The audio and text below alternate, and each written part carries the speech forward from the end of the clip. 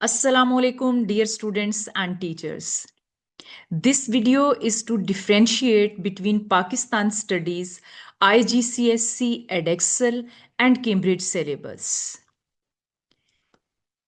Pakistan Studies paper for Cambridge and IGCSE Edexcel is of 150 marks. Same division of marks, 75 for history and 75 for geography. In Cambridge, for O levels, paper code is 2059, and for IGCSE Cambridge 0448. And in Pearson Edexcel, Pakistan Studies code is 4PA1. For History and Culture of Pakistan, 4PA101. And for P2, which is the Landscape, People and Economy of Pakistan, it is 4PA102. If we look into the syllabus, in Pakistan Studies Cambridge for 2026 and 2027 examination, History and Culture of Pakistan syllabus for IGCSE and for O levels, it is divided into these three sections. Section A, cultural and historical background, then emergence of Pakistan, and then nationhood from 1947 to 1999. Up from this whole syllabus, there is no specific criteria that from which section, which question number is coming, or from which section or from which topics your mandatory question is coming.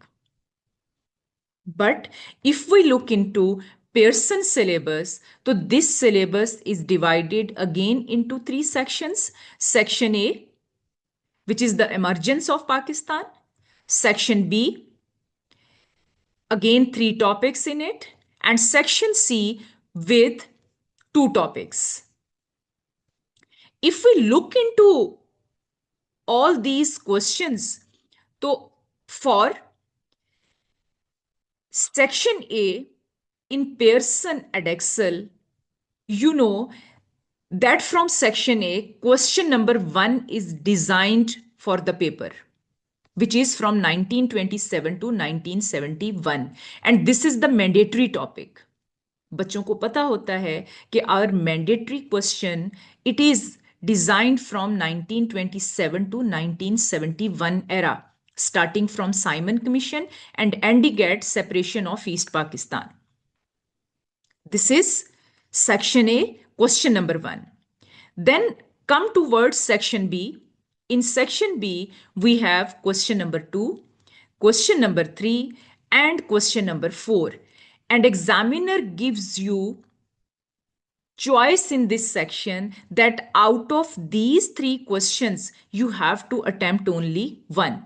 For example, section B, question number 2, pre-Mughal and Mughal period, in which you have Sufism, in which you have Sahlul Tustari, in which you have Sheikhs, then pre-Mughals, Mughal period, reforms of Mughals, then arrival of the British East India Company, and along with it battles, early battles, जो Battle of Plassey और Battle of Buxar थी आपकी. This is in your question number 2. अब section B में से आपको पता है कि question number 2 इस topic में से आ रहा है. If you want to prepare question number 2 for section B, तो आपको question number 3 और 4 की जरूरत नहीं पड़ेगी करने की. If you want to avail syllabus choice. Then question number 3 for section B, it is from British expansion and rule, starting from 1783 and ending at 1898. In this section, we have 4 topics: religious scholars, Shah Waliullah, Haji Shriyatullah, Sayyid Ahmad Shahid Barelvi, then British reforms, then War of Independence, then Sir Sayyid Ahmad Khan.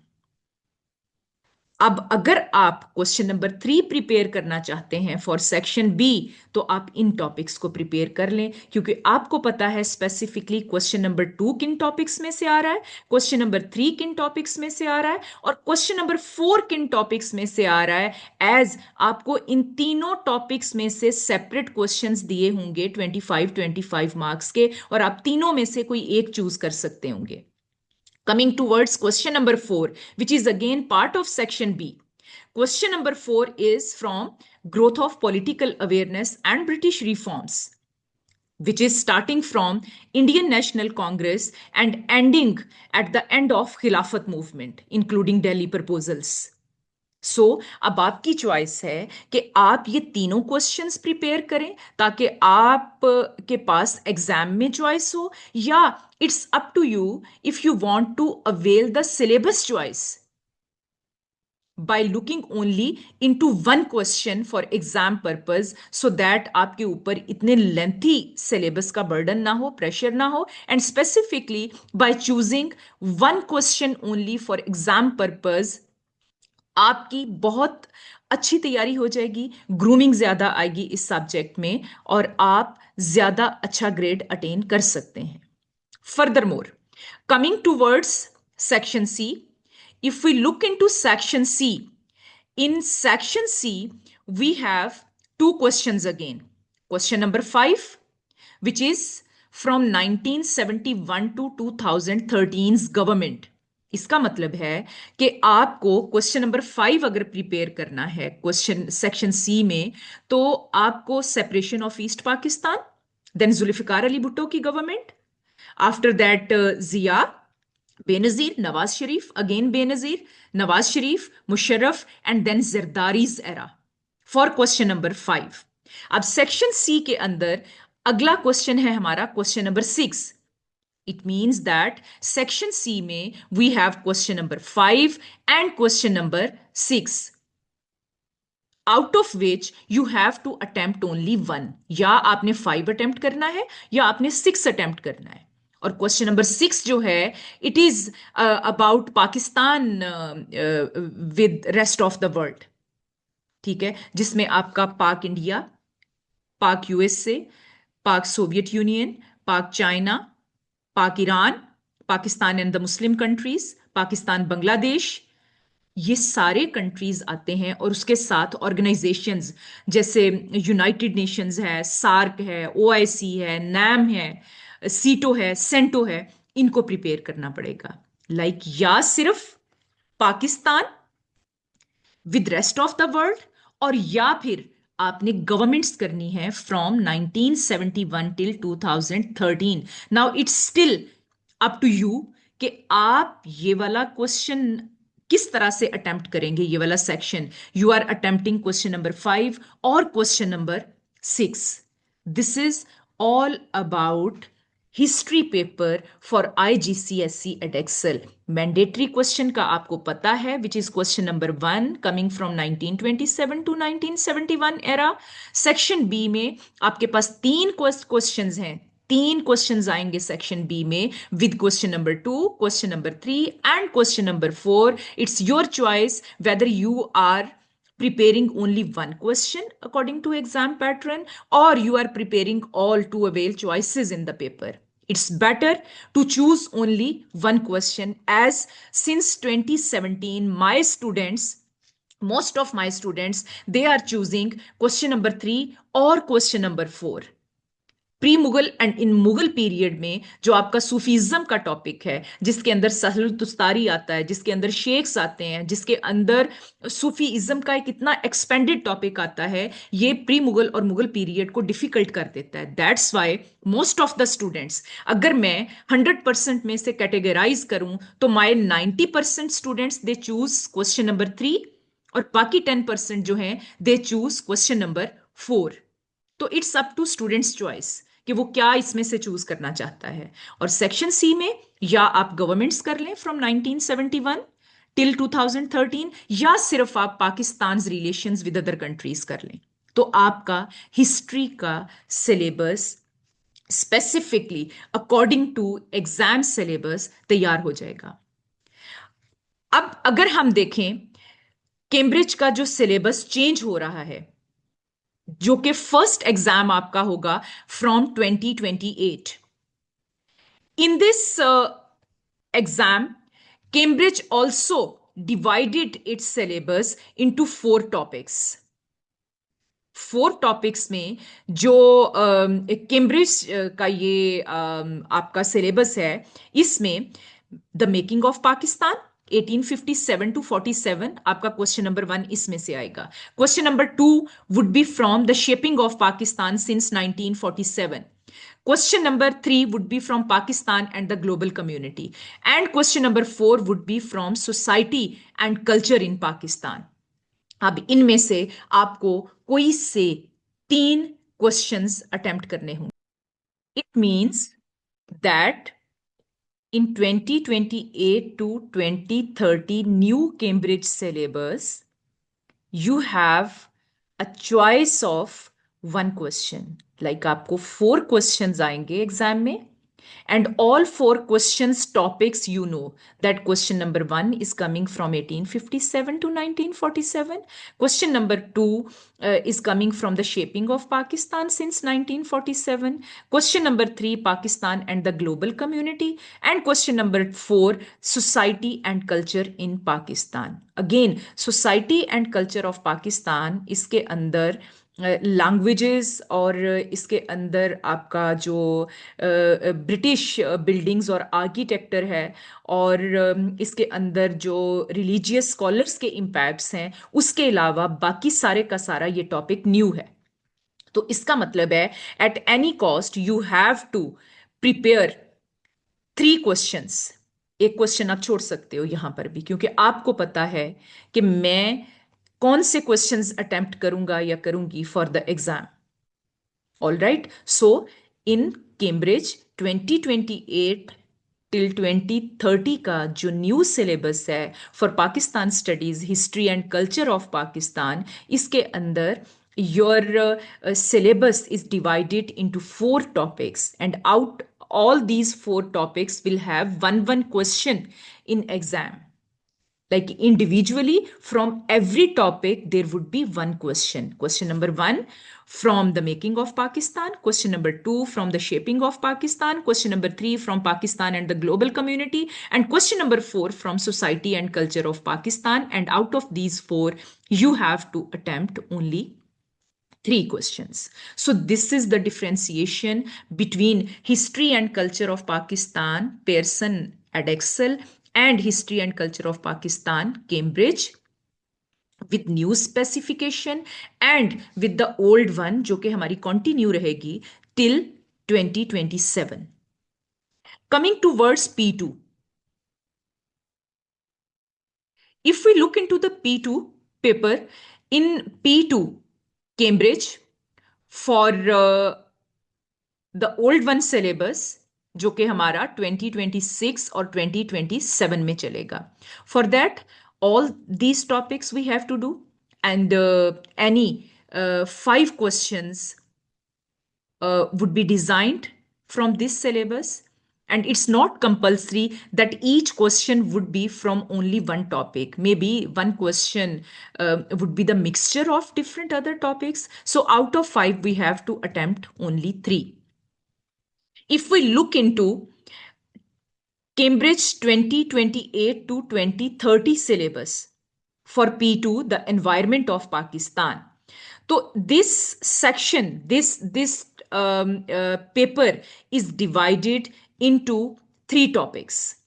Topic 1, which is the natural, which is the Pakistan's location, landforms and natural resources, जिसके अंदर हमें location करना होगा, हमें land features करने होंगे, natural resources in which metallic and non-metallic minerals, including water and forest, ये सारे हमें करना होंगे. And then we also have to do climate in it, including climate change, which is the new topic in this specification. And if we look into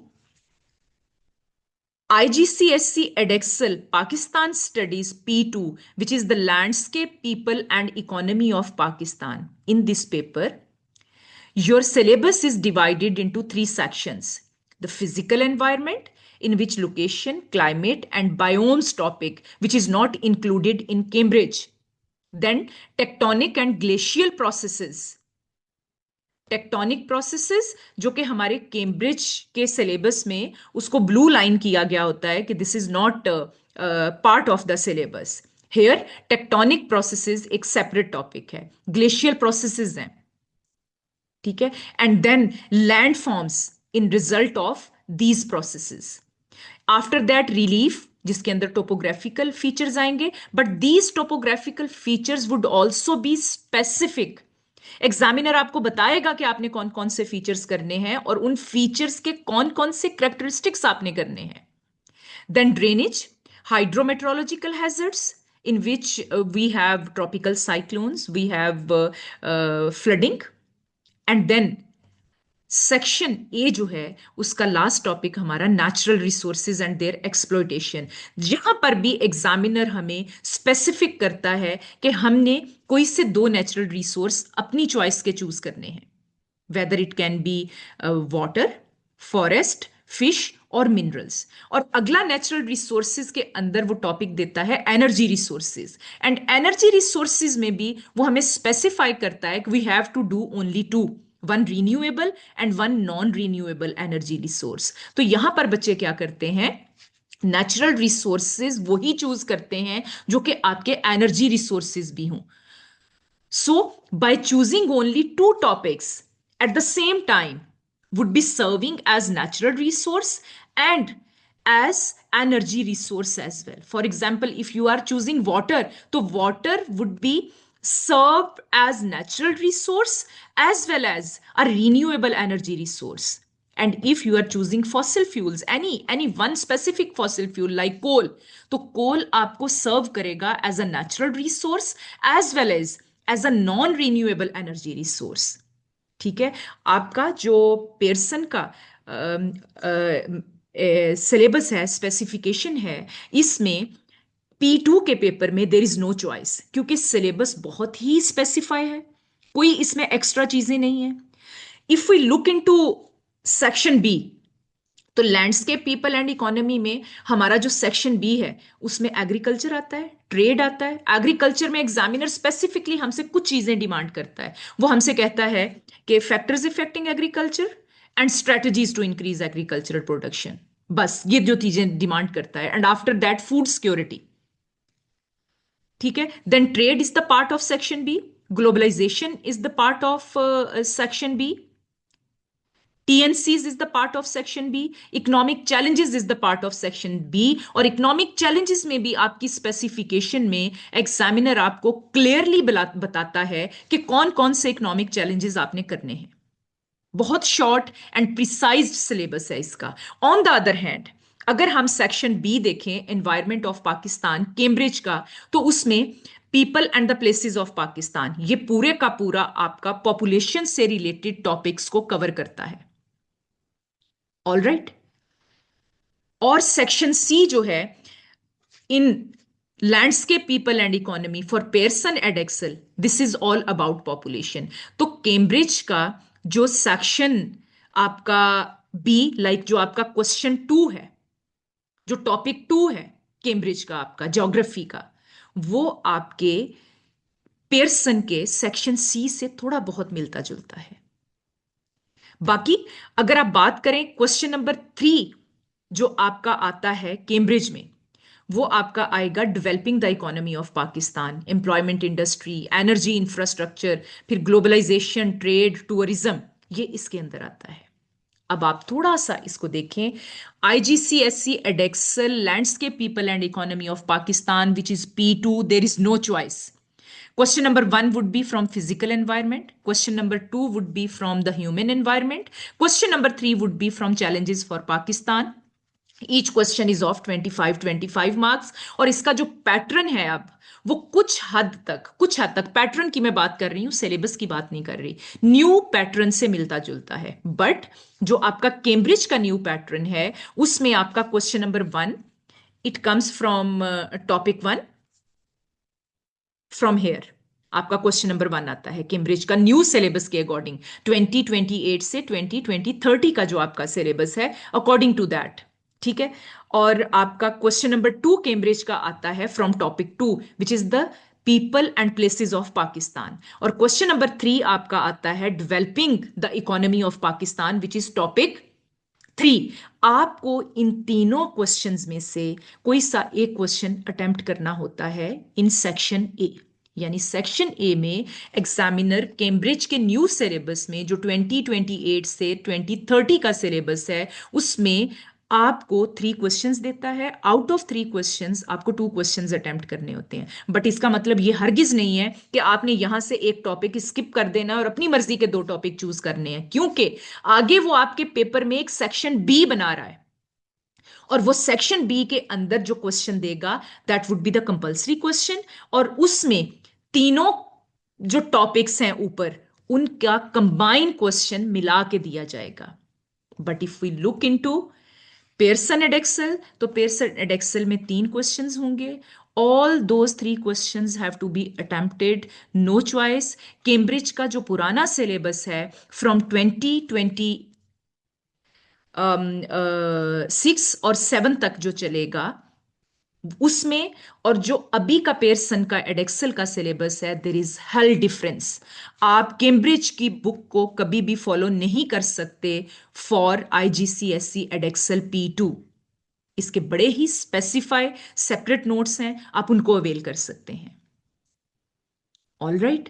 और अगर आप बात करें चेंज्ड सिलेबस जो कैम्ब्रिज का है 2028 से 2030 तक का जो सिलेबस अभी कैम्ब्रिज ने डिजाइन किया है उसमें और अब के जो पेयरसन के पैटर्न में है तो इसमें थोड़ी बहुत आइडेंटिफिकेशन है।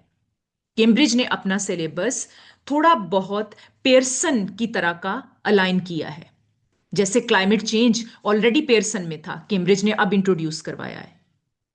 ठीक है। ग्लोबलाइजेशन ऑलरेडी पेयरसन में था, कैम्ब्रिज ने अब इंट्रोड्यूस करवाया है न्यू सिलेबस में। टीएनसीज हम ऑलरेडी पढ़ा रहे थे आईजीसीएसई एडेक्सल में, लेकिन कैम्ब्रिज ने उसको अब इंट्रोड्यूस करवाया है। ठीक है।